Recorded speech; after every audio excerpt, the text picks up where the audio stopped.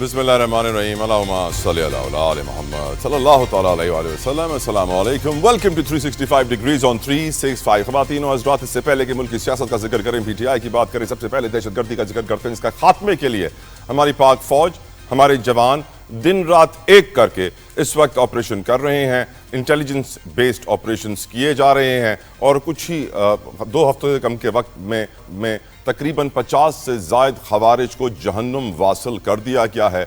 बड़ी कामयाबी है। ज़मीन पर जो हक़ाइक़ बता रहे हैं कि इस वक्त भी बन्नू में ऐसे ही ऑपरेशंस जारी हैं, हंगू में, बाजोड़ में, और जो तहरीक तालिबान पाकिस्तान है उसने बड़ी कोशिश की कि वहाँ मकामी लोगों को अपने साथ किया जाए, लेकिन मकामी लोगों ने उनको रिजेक्ट किया और ये ओपनली ऐलान किया गया इन कबायली इलाकों में कि कोई भी इन दहशत गर्दों को पनाह नहीं देगा, जिसके बाद मकामी लोगों ने भी पाक फौज के शाना बशाना इस ऑपरेशन में हिस्सा लिया, बढ़ चढ़ कर हिस्सा लिया। और इस वक्त भी दहशत गर्दों को हमारे जवान, हमारी कौम पिछाड़ रही है। यकीनन हमें इस बात पे फ़ख्र होना चाहिए कि इस वक्त हमारी ग्राउंड फोर्सेस जिस तरीके से आगे बढ़ रही हैं और दहशत गर्दी का खात्मा कर रही हैं, हम उनको सलाम पेश करते हैं। एट द सेम टाइम सिफारती अमल की बात की जाए तो हम ये भी जानते हैं कि हमारे सिपा सालार, chief of army staff, field marshal general Syed Asim Munir साहब अमेरिका का जो दौरा था, उसके बाद अमेरिका ने भी एक बड़ा ऐलान किया है। उन्होंने बलोच लिबरेशन आर्मी BLA और मजीद ब्रिगेड को कलदम तंजीमों की फहरिस्त में शामिल कर लिया,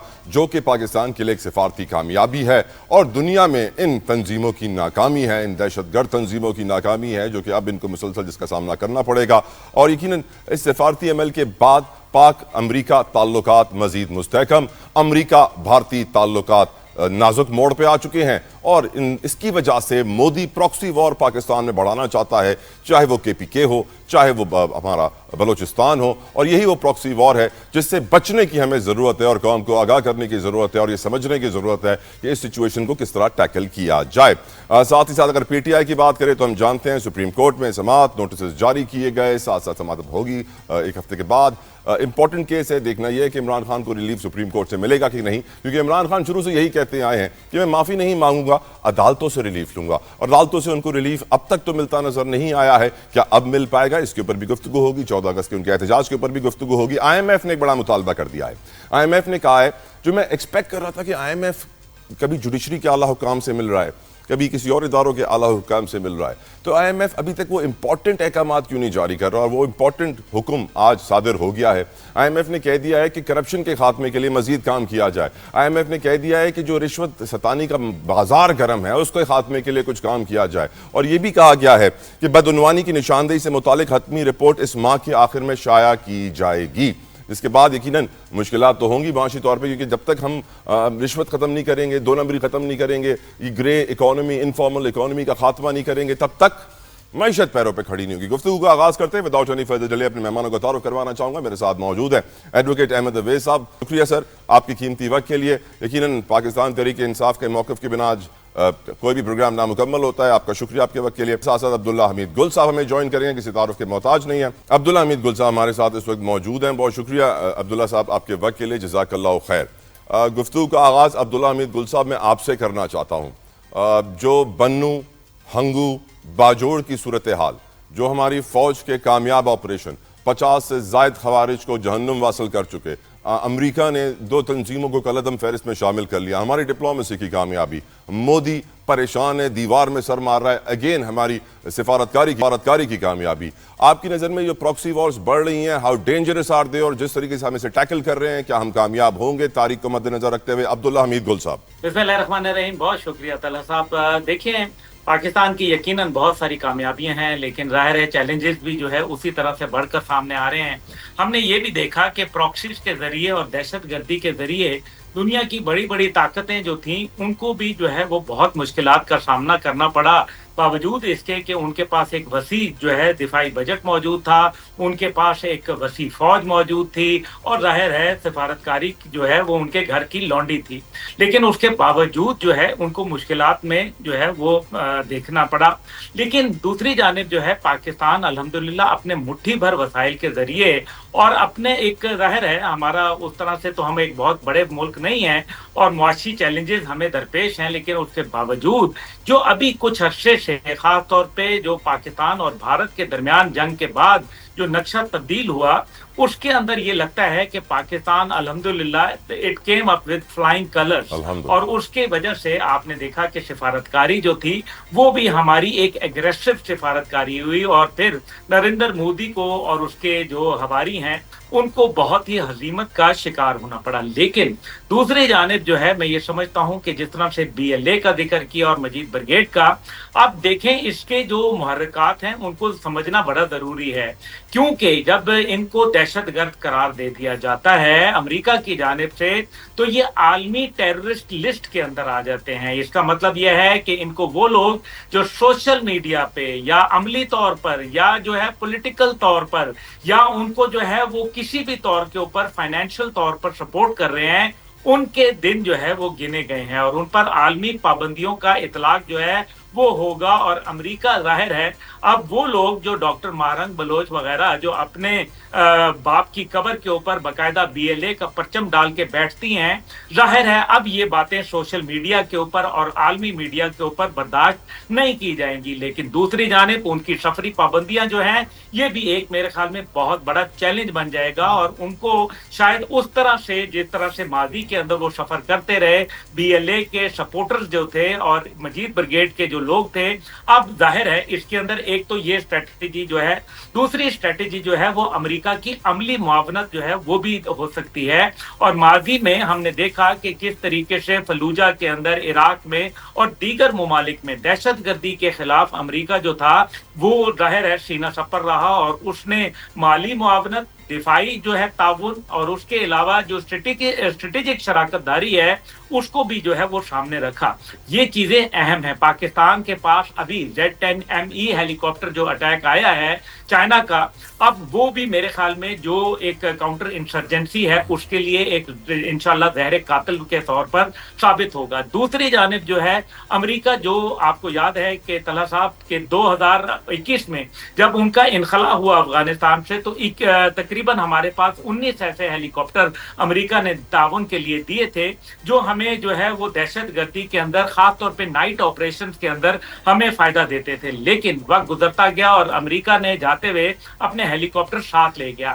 اب ظاہر ہے کہ اگر یہ دہشت گرد دو گروپوں کو قرار دیا گیا ہے، اس سے جو پاکستان کو سفارتی فائدہ ہوا وہ تو اپنی جگہ، لیکن دیکھنا یہ ہے کہ کیا ان پابندیوں کے بعد امریکہ جو بھارت ہے جو کہ براہ راست بی ایل اے کو سپورٹ کرتا ہے، جس کے فائنینشل ٹریسز ہمارے پاس موجود ہیں، اور 2000 ہم نے باقاعدہ یونائٹڈ نیشن کے اندر 151 پیج کا ڈوزیئر جو ہے وہ پیش کیا ہوا ہے جس کے اندر بلوچستان میں دہشت گردی کے بھارتی تانے بانوں کا بڑا واضح ذکر ہے۔ اس کے علاوہ کلبھوشن یادو جو ہے وہ ایک جیتی جاگتی مثال موجود ہے جس کا 9 سال سے جو عالمی عدالت انصاف میں مقدمہ چل رہا ہے۔ اور تیسری جانب جو ہے وہ لوگ جو دہشت گرد جو ہے جو جعفر ایکسپریس واقعے کے اندر جو جس کا ذکر کیا گیا باقاعدہ امریکہ کی جانب سے کہ 21 لوگ تقریباً اس میں 31 لوگوں کو شہید کر دیا گیا اور 300 سے زیادہ کو یرغمال بنا گیا، ان لوگوں کو جو دہشت گردوں کو باقاعدہ علاج معالجے کے لیے بھارت میں سپورٹ فراہم کرتے رہے، اور اسی طریقے سے بی ایل اے کے جو تانے بانے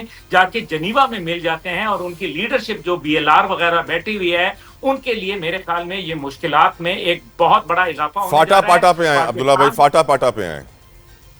جی اب دیکھیں فاٹا کے حوالے سے جو میرے خیال ہے کہ جو آپریشنز ہیں ان کے لیے باوجود اس کے کہ صوبائی حکومت جو تھی وہ لیت و لال سے کام لے رہی تھی، یہ لیکن یہ آپریشن جو ہے یہ ہو کے رہے گا کیونکہ یہ پاکستان کی بقا اور سلامتی کا معاملہ ہے۔ اور اس کے اوپر خیبر پختونخوا کی حکومت، میں بالکل آپ کو وہ بات بتا رہا ہوں کہ جس کو میں جانتا ہوں کہ جب یہ وہاں ہمارے لوگوں کے سامنے بیٹھتے ہیں، عسکری قوت کے سامنے بیٹھتے ہیں، ہمارے قومی سلامتی اداروں کے سامنے بیٹھتے ہیں، تو ان کے پاس کسی سوال کا جواب نہیں ہوتا، اور یہ ان کے ساتھ جو ہے وہ ہر چیز پر ایگری کرتے ہیں کہ ہاں یہ آپ جو بات کر رہے ہیں یہ درست کر رہے ہیں، یہ پاکستان کے مستقبل کی بات ہے، سلامتی کی بات ہے، پاکستان کے دفاع کی بات ہے اور پاکستان کے معصوم لوگوں کو جو ہے وہ بچانے کی بات ہے۔ لیکن جب یہ باہر آتے ہیں تو یہ سیاسی بیان بازی کرتے ہیں جو کہ میرے خیال میں قابل افسوس ہے۔ فاٹا کے اندر جو ابھی ہم نے جو حالیہ دیکھا، جس طریقے سے 11 کور جو ہے آپریشنل ہے اور جس طریقے سے انہوں نے ایگریسو سٹانس لیا ہے، میرے خیال میں جنرل عمر بخاری جو ہیں وہ ایک بہت اچھے کمانڈر ہیں جو کہ ہر وقت اپنے ٹروپس کے ساتھ کھڑے ہوتے ہیں، اور ہم میرے خیال میں ایک عزم کا اظہار کر چکے ہیں، اور اس سب عزم میں جب تقویت تب ملی جب پاکستان بھارت جنگ میں الحمدللہ پاکستان سرخرو ہوا، عظیم فتح ہمیں حاصل ہوئی اور پوری دنیا نے اس کا لوہا مانا، اور اس کے نتیجے کے اندر خیبر پختونخوا کے اندر ظاہر ہے کہیں افغانستان کے بھی کام جو ہے وہ مروڑے گئے ہیں، اور پاکستان جو ہے وہ چین کے ذریعے سفارتکاری کے ذریعے افغانستان کے معاملات کو دیکھ رہا ہے، اور میرے خیال میں اس بار جو آپریشن ہوگا اس کے اندر اب افغانستان بھاگنے کی جگہ نہیں دی جائے گی انشاءاللہ، اور یہ خاص کم جہاں پاک ہوں گے انشاءاللہ. انفیکٹ جنرل عمر بخاری نے جب کراچی میں سرو کیا تھا سر، تو تب بھی ان سے میری کچھ ملاقاتیں ہوئی تھی. ایک تھرو جینٹل مین، ایک کمال انسان ہے، اور یقیناً پوری قوم کی دعائیں ان کے ساتھ ہیں. احمد اویس صاحب، کے پی کے میں آپ کی گورنمنٹ ہے، آپریشن بھی ہو رہا ہے، دہشت گردوں کا خاتمہ بھی کیا جا رہا ہے، اور ہم جانتے ہیں کہ ڈپلومسی سے بھی بھرپور فائدہ اٹھایا جا رہا ہے. آج پوری سچویشن پہ آپ کا ویو سر؟ بسم اللہ الرحمن الرحیم. دیکھیے وہاں پہ صورتحال جو ہے کیونکہ پیچیدہ صورتحال ہے جی، اور ایک ملٹیپل پرابلمز جو ہیں، وہ ٹیرین ڈیفیکلٹ ہے، فاٹا کا علاقہ ہے، اس کے علاوہ دوسرے جگہوں کے اوپر، اور افغانستان کے بارڈر کے ساتھ ساتھ جو ان کو فیسیلیٹیٹ وہاں سے انڈیا کی اسپانسرڈ یہ ٹیررسٹ ایکٹیویٹی جو وہاں پہ آ رہی ہے اور باقاعدہ مستقل ہو رہی ہے، اس کے اندر دو چیزیں ہیں.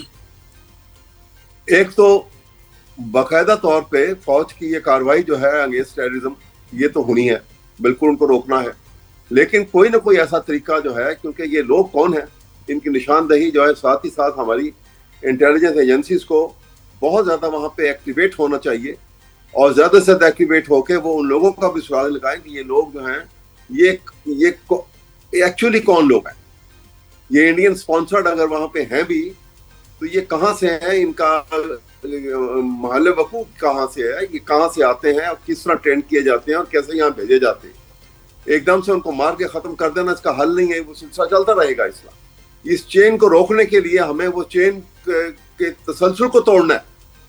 اس کو ایک دفعہ ونس ہم اس چین کو توڑنے میں کامیاب ہو جائیں گے تو پھر ہمارے اوپر وہ اصل کامیابی جو ہے وہ ہمیں اس وقت ملے گی.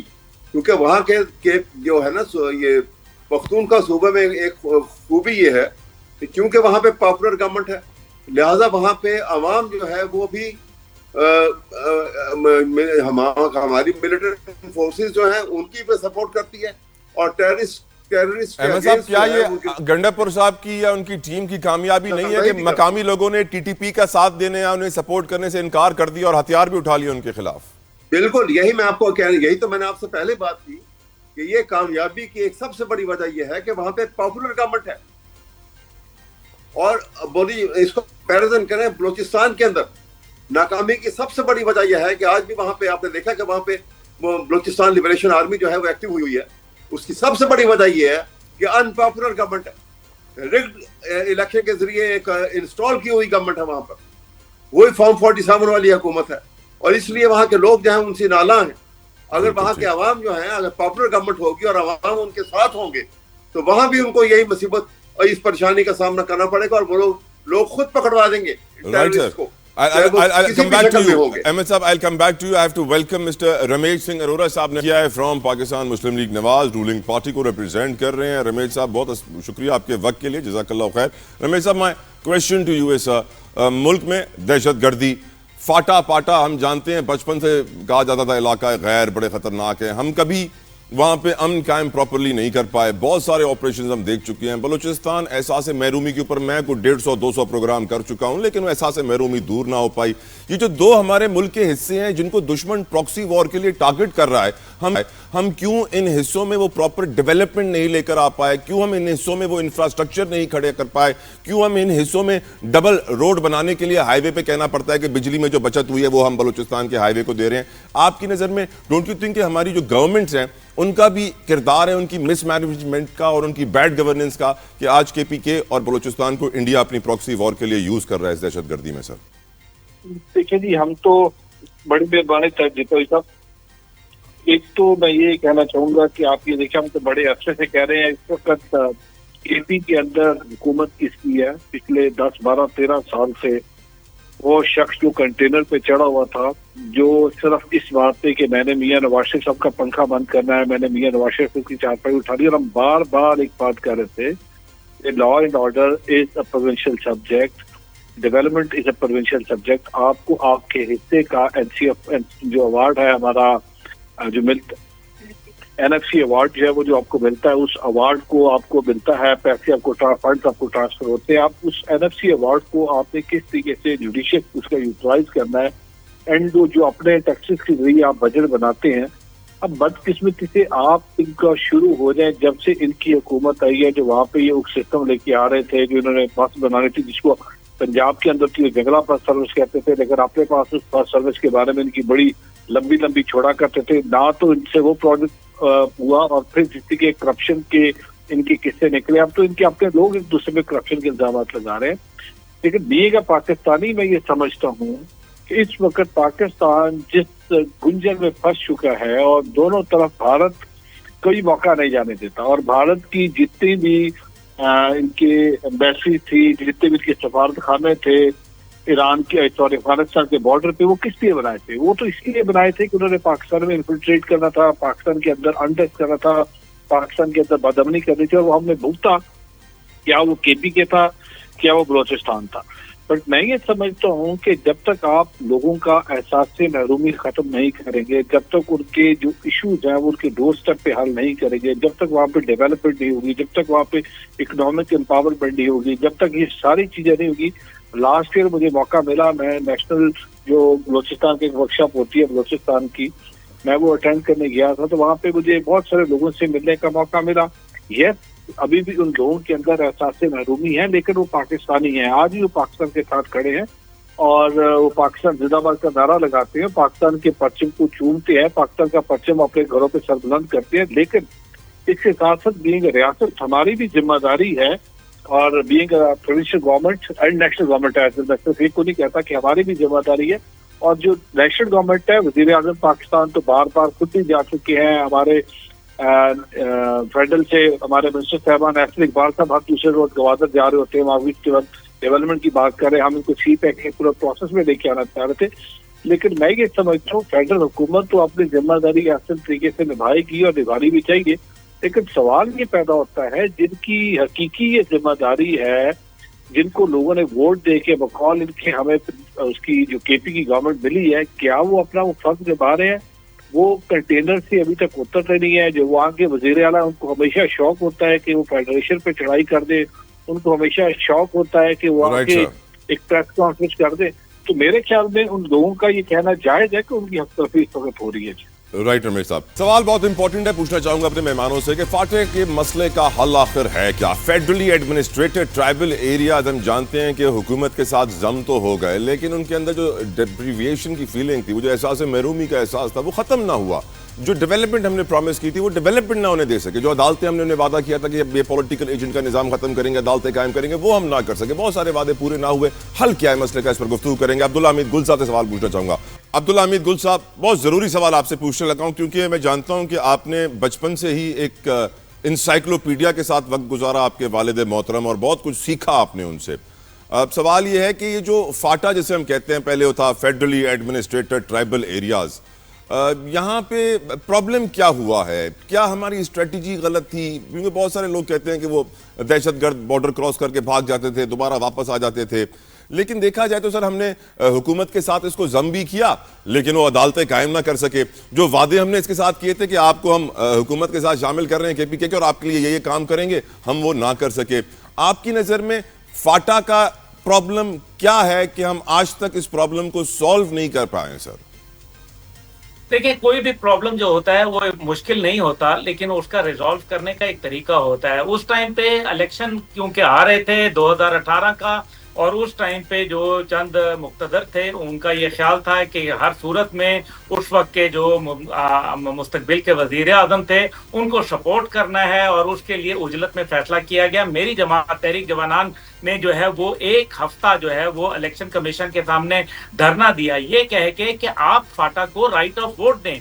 यानी कि क्या भाई आप FCR का कानून रखना चाहते हैं, आपकी मर्जी है। अगर आप जो है वो वफाक के साथ दम करना चाहते हैं, आपकी मर्जी है। यानी कि एक नया सूबा बनना चाहते हैं, या आप खैबर पख्तूनख्वा के अंदर जम करना चाहते हैं, तो आप इलेक्शन करवाएं, लेकिन इलेक्शन की पर्ची में एक सवालनामा ये भी डाल दें कि ये आप इनमें से कौन सी ऑप्शन चाहते हैं। अगर ये हो जाता तो नतीजा ये होता कि अब वो बात आ जाती कि जी वो मशरान का फैसला है, हमारे लोगों का फैसला है, अगले 20-50 साल के बाद भी कोई इसको चैलेंज नहीं कर सकता था। मसला क्या है कि वहाँ FCR का, अंग्रेजों का एक कानून था और जाहिर है वहाँ एक अपना जिरगा सिस्टम था, लेकिन जहाँ जिरगा सिस्टम और मलिक का जो सिस्टम था वो चल रहा था, वहीं जब तालिबान अफगानिस्तान के अंदर आए और पाकिस्तान में जब TTP मजबूत होना शुरू हुई 2006 के बाद से, उसके नतीजे के अंदर क्या हुआ कि वहां तकरीबन 100 मलिकों को जो है वो उन्होंने कत्ल कर डाला, यानी कि वो वहां की आवाम जो थी इनसे भरपाई। लेकिन 2018 में जो उनके साथ 100 बिलियन का जो है वो एक जिसके लिए कहा गया कि जी उनकी डेवलपमेंट फंड होगा, लेकिन वो डेवलपमेंट फंड नहीं हुआ। वो एक वहां जो मलिक है, एक जो वहां ट्राइबल चीफ है, वो 750 वोट, यानी कि उसका वोट जो है वो 750 वोट के बराबर है। अब आप मुझे बताएं ये कौन सी जमहूरियत के ऊपर आप चल रहे हैं? दूसरी जानिब जो है जो वादे वईद उनके साथ उस वक्त की जो वफाकी हुकूमत और जो उनकी जो सूबाई हुकूमत थी, उन्होंने जितने भी वादे किए, क्योंकि मैं मकीन में और दीगर अंगूर अड्डा में और दीगर जगहों के ऊपर खुद जाता रहा हूं और वहां जो जिरगे अटेंड करता रहा हूं, लेकिन वहां पता ये चला है कि जो उनके साथ वादे वईद किए गए थे वो पूरे नहीं हुए। पुलिस का सिस्टम जो है वो लोग वहां कबूल करने के लिए तैयार नहीं है, क्योंकि उनका अपना सिस्टम है। मेरे ख्याल में इसका हल है, बड़ा आसान हल है। अभी भी जैसे अहमद अवैस साहब बड़ी अच्छी बात कर रहे थे कि हमें उनके रूट कॉज जो है वो दहशत गर्दों के पकड़ने चाहिए। ये वो लोग थे जो हमारे मासूद और वजीर कबाइल जिन्होंने कश्मीर आजाद करवाया, ये वो लोग थे। सुलेमान खेल कबाइल, जब पाकिस्तान और भारत की जंग हुई तो इन्होंने कहा कि हम जाके पाकिस्तान के लिए जो है वो लड़ेंगे और पहली दिफाई लाइन के ऊपर खड़े होंगे। तो ये हमारे मोहब्बत करने वाले लोग हैं, लेकिन इसके अंदर जो है क्योंकि शरपसंद अनासिर घुस गए और भारत ने जो है वो एक गंदा प्ले किया रोल। जिस तरह से अभी कहा गया, 5 भारत के कौंसल खाने वहां मौजूद थे और सरहद के ऊपर जो है वहां सरहद पे एक ब्रिगेडियर ऑफिसर उनका हर कौंसल खाने के अंदर जो है वो सर्विंग ब्रिगेडियर जो था वो तैनात था। वो क्या कर रहे थे? दहशत गर्दी के ताने बाने बुन रहे थे। और अब्दुल्ला साहब, एक एडिट सवाल मेरा आपसे, एक एडिट सवाल यहाँ पे, अब जो सफरिंग होती है सर, फॉर एग्जांपल कि जो लोग नकल मकानी कर रहे हैं इस वक्त बाजोड़ में, दूसरे इलाकों में जहाँ पे ऑपरेशन हो रहा है, हंगू वगैरह में वो सफ़र कर रहे हैं, बलूचिस्तान में ऑपरेशन हो रहा है तो वहाँ पे एक हफ्ते से इंटरनेट मोबाइल फ़ोन पे बंद है, लोग सफ़र कर रहे हैं, लोगों का कारोबार सफ़र कर रहा है। इस सफरिंग की वजह से एक नेगेटिव सेंटिमेंट भी क्रिएट होता है सर, उसके ऊपर भी आप कुछ कहिएगा। देखिए, नेगेटिव सेंटिमेंट एक तो है हकायक के ऊपर मबनी, दूसरा जो है वो है ज्यादा प्रोपगेशन के ऊपर, यानी कि हकीकत से दूर। अभी जब माजी के अंदर जो है जब नकल मकानी हुई और जब ज़रबे अर्ज़ ऑपरेशन शुरू हुआ, उसके बाद खैबर 1, खैबर 2 और दीगर ऑपरेशन जो है रद्दुल फसाद, तो ये तमाम ऑपरेशन जो थे वो अच्छे अंदाज के अंदर हुए। लेकिन क्योंकि आहिस्ता आहिस्ता दुश्मन जो है वो एक मनफी सोच जो है पैदा करता रहा और फिर ऐसे जो अनासिर थे जिन्होंने, अब आपको मालूम ही है कि जो मंसूर पश्तीन एंड कंपनी जो थे उन्होंने एक बहुत ही नेगेटिव सेंटिमेंट जो है वो क्रिएट किया। मोहसिन दावड़ साहब हो गए, अली वजीर साहब हो गए, हमारे लिए काबिल एहतराम है, लेकिन मेरा ख्याल है कि उन्होंने रियासत के खिलाफ जो है वो अलम उठाया। हालांकि उनको अलम उठाना चाहिए था सियासत के खिलाफ, उनको बताना चाहिए था कि ये सियासी मसाइल हैं, इनको सियासत के अंदाज में डील किया जाए। लेकिन अनफॉर्चुनेटली उनका टारगेट जो था वो हमेशा पाक फौज रही और उसकी वजह ये थी कि आपको याद होगा कि जब अफगानिस्तान के अंदर अशरफ गनी हुकूमत उठा रहे थे और जब वो हलफनामा ले रहे थे तो बकायदा हेलीकॉप्टर भेजा गया। क्यों इन दोनों शख्सियात के लिए क्यों भेजा गया? लर और बर्ग की बातें करने वाले लोग हमेशा ये फैसला करें कि लर और बर्ग की बात नहीं है, ये पाकिस्तान है और खैबर सूबा पख्तूनख्वा जो है ये इनका अपना सूबा है। यहाँ के गयूर लोग हैं, यहाँ के जो है बेहतरीन वफादार लोग हैं, पाकिस्तान के झंडे को उठाने वाले लोग हैं। ये पाकिस्तान के झंडे के साथ बेवफाई करने वाले नहीं, लेकिन इंडियन प्रोपेगेंडे को आपको रोकना पड़ेगा और मेरे ख्याल में एक हुकूमत की सतह पर एक काउंटर नैरेटिव जो है बिल्ड करना है। जो आखिरी बात तला जतोएगा, बड़ी इंपॉर्टेंट बात, और वो ये है कि जो पैगाम पाकिस्तान का बयानिया बनाया गया वो अच्छा था, लेकिन पैगाम पाकिस्तान जिन लोगों के जरिए भेजा गया मेरे ख्याल में उन लोगों पे नजर सानी होनी चाहिए और पैगाम पाकिस्तान में जो शुक्म है उनको दूर करना चाहिए। राइट। अहमद अवैस साहब, फाटा का हल क्या है सर? देखिए, मैं बताऊं, यहाँ फाटा से भी ज्यादा एक चीज का हल देखिए, बताइए। मैं समझता हूं कि इसकी रूट कॉज जो है ना वो अफगानिस्तान है, जो और वो हमारी अपनी गलतियों और ब्लंडर्स के बायस आज अफगानिस्तान जो है वो हमारे दुश्मन बन के सामने खड़ा हो गया और वहां पे इंडिया का गठजोड़ उनके साथ जो होना है ये एक बहुत बड़ी हमारी सियासत की اور ہماری فارن پالیسی کی کمزوری تھی. ایک وہ زمانہ تھا, آپ کو میں اس لیے بات یہ کہہ رہا ہوں کہ آپ نے 2 جنگیں لڑی, 65 کی وار ہوئی, 71 کی وار ہوئی. آپ کے مغربی بارڈر کے اوپر افغانستان کے بارڈر کے ساتھ ساتھ کوئی فوج کا ایک سپاہی بھی نہیں تھا. ساری فوج آپ کی کمیٹڈ تھی ایسٹرن ونگ کے اوپر, لیکن کوئی ایک بھی ٹیررسٹ اٹیک نہیں ہوا ادھر سے, ایک گولی نہیں چلی ادھر سے, نہ چلنے. یہ وہی افغانستان ہے نا, اور یہ وہی افغانستان ہے جو 10 سال جب وہ افغان سوویت یونین کی جنگ تھی تو پاکستان جو ہے پراکسی وار میں پاکستان کی ڈائریکشن کے اوپر افغانستان لڑتا رہا. طالبان کو ہم نے ٹریننگ دی سر, طالبان کو ہم نے ٹریننگ دی تھی, اس میں تو کوئی شک نہیں ہے. یہ میں اسے عرض کر رہا ہوں نا آپ کے سامنے. دیکھیے میں آپ کو بتاتا ہوں ایک بڑا اہم واقعہ.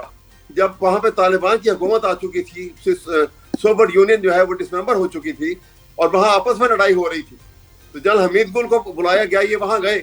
جتنے دن یہ وہاں رہے افغان کے آپس میں جتنے دھڑے تھے ان کی لڑائی بند رہی ان دی آنر آف جنرل حمید گل. میں ایک بات کر رہا ہوں کہ اتنی رسپیکٹ تھی پاکستان کی, اور یہی وہی افغانستان ہے کہ آج کیا حالات ہو گئے. یہ ہماری فارن پالیسی کا بہت بڑا لیپس ہے. ہم نے خیال نہیں کیا ان باتوں کے اوپر. ہم ایک دم سے ہم نے جا کے آنکھیں بند کر کے امریکنز کی پالیسی کو, جس نے امریکہ کو کہا محب وطن ہے, ہم نے اس کو کہا وہ محب وطن ہے.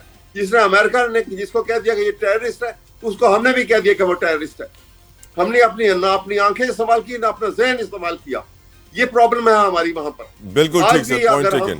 پروگرام کے اس حصے میں پینل میں ویلکم کرنا چاہوں گا پیپلز پارٹی کے سینئر رہنما مولا بخش چانڈیو صاحب نے ہمیں جوائن کیا ہے. چانڈیو صاحب السلام علیکم, بہت شکریہ سر, تانجی بڑی مہربانی, آپ کے وقت کے لیے جزاک اللہ خیر. چانڈیو صاحب, آپ سے ملک کے حالات کے اوپر بڑا امپورٹنٹ سوال.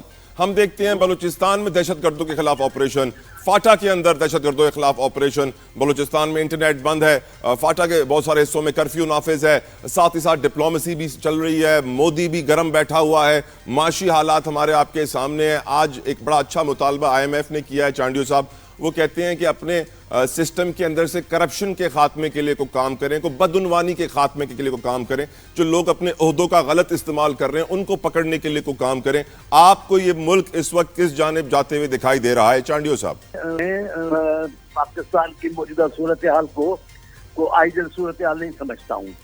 کیوں؟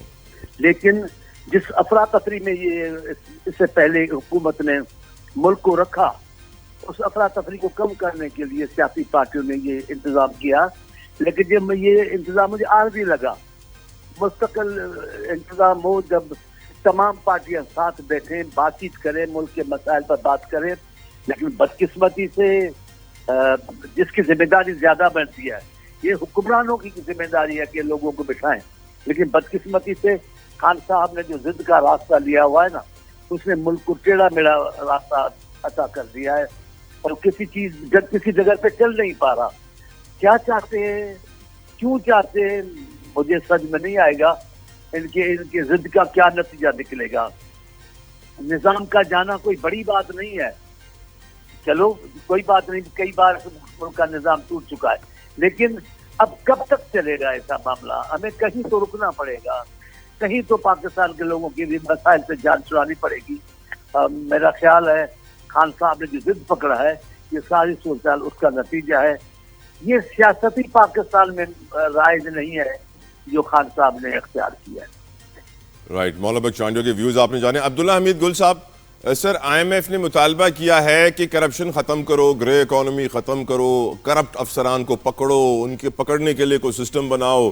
میرے خیال سے یہ وہ مطالبہ ہے جس کا میں پہلے دن پہ سوچ رہا تھا کہ ایکسپیکٹ کر رہا تھا کہ آ جائے گا, لیکن بیٹر لیٹ دین ایور آ تو گیا. کیا لگتا ہے آپ کو کہ IMF کی اس ڈیمانڈ کے اوپر یہ سسٹم کام کر سکتا ہے سر؟ دیکھیں, پہلی بات یہ ہے کہ میں وہ احمد اویس صاحب کی بات کو رسپونڈ کرنا چاہوں گا بالکل 30 سیکنڈ میں.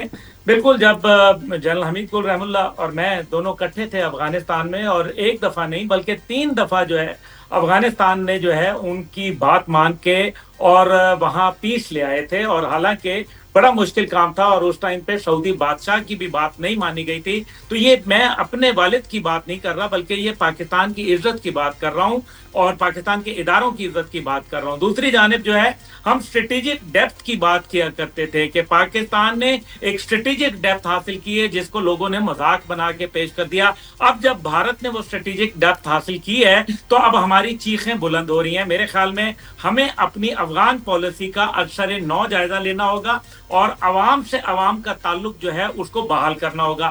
اس سے علیحدہ کہ افغانستان کے اندر جو دہشت گرد عناصر ہیں وہ پاکستان کے اندر جو کچھ کر رہے ہیں اس کے لیے ہمیں مل بیٹھ کے ان کے ساتھ ایک مشترکہ اسٹریٹجی بنانی ہوگی. یہ تو بات ہو گئی یہاں ختم. اب آئی ایم ایف اور ورلڈ بینک کا جس طرح ابھی چانڈیو صاحب نے بات کہی ہے, دیکھیں جو آئی ایم ایف اور ورلڈ بینک کا چنگل ہے اس کو نہ کسی اپوزیشن نے کبھی پسند کیا, نہ کسی ملٹری لا نے کیا, نہ کبھی کسی سول حکومت نے کیا. اس کا مطلب یہ ہے کہ یہ جو ہے وہ شراب ہے جس کے پیچھے بھاگنے سے ہمیں کچھ حاصل نہیں ہوگا.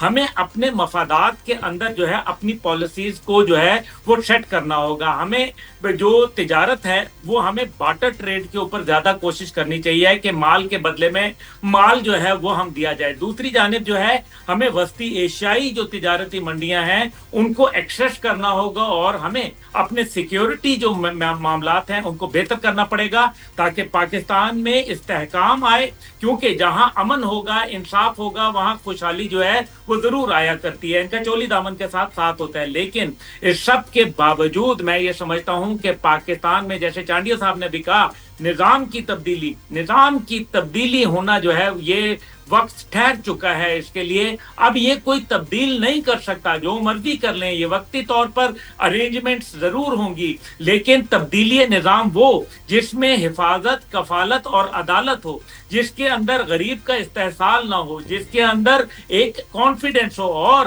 سب سے بڑھ کر کہ پاکستان میں نفرت کی سیاست کی گنجائش نہیں ہے. نفرتیں ملک کو توڑ دیا کرتی ہیں اور جب مثبت سیاست ہوتی ہے تو وہ ملک کی تعمیر اور ترقی کر دیا کرتی ہیں. تو میرے خیال ہے کہ ہمیں اس ٹائم پہ مغرب کی آنکھ سے نہیں بلکہ پاکستان کو لک ایسٹ پالیسی کی آنکھ سے جو ہے وہ دیکھنا ہوگا. انشاءاللہ کامیابی ہماری جو ہے وہ منتظر ہے اور میں یہ سمجھتا ہوں کہ پاکستان کا مستقبل روشن ہے اور انشاءاللہ تعالی جو اس کے اندر اضافہ ہوگا. لیکن ہمیں اپنی تعین دہی کرنا ہے. جیسے احمد عویس صاحب نے بلوچستان کی حکومت کے حوالے سے بات کی, بلوچستان کے اندر ایک فیلڈ حکومت ہے, لیٹس ایکسیپٹ اٹ. ہم بلوچستان میں جب تک فیلڈ حکومت کے ساتھ چلیں گے تو نتیجہ سوائے شہادتوں کے اور کچھ نہیں نکلے گا. ایک اور آخری سوال عبداللہ حمید گل صاحب آپ سے پوچھنا چاہتا ہوں. فیلڈ مارشل صاحب کی کامیابیاں ہم جانتے ہیں لاتعداد ہیں. بھارت کو جس طرح منہ توڑ ہم نے جواب دیا تاریخ میں ہمیشہ یاد رکھا جائے گا. آنے والے وقت میں آپ فیلڈ مارشل صاحب کے لیے کیا مزید چیلنجز دیکھ رہے ہیں؟ میں سوال اس لیے پوچھ رہا ہوں کیونکہ آلریڈی انہوں نے اپنا بینچ مارک اتنا اوپر رکھا ہوا ہے. جس طریقے سے وہ اس وقت ڈپلومیسی کے میدان ہو, جنگ کا میدان ہو, ہر میدان میں کامیابی سمیٹ رہے ہیں. آنے والے وقت میں بھی ان کو اسی طریقے سے اپنی کامیابی کے گراف کو اوپر لے کے جانا ہے. کیا آنے والا وقت چیلنجنگ ٹائم ثابت ہوگا ان کے لیے؟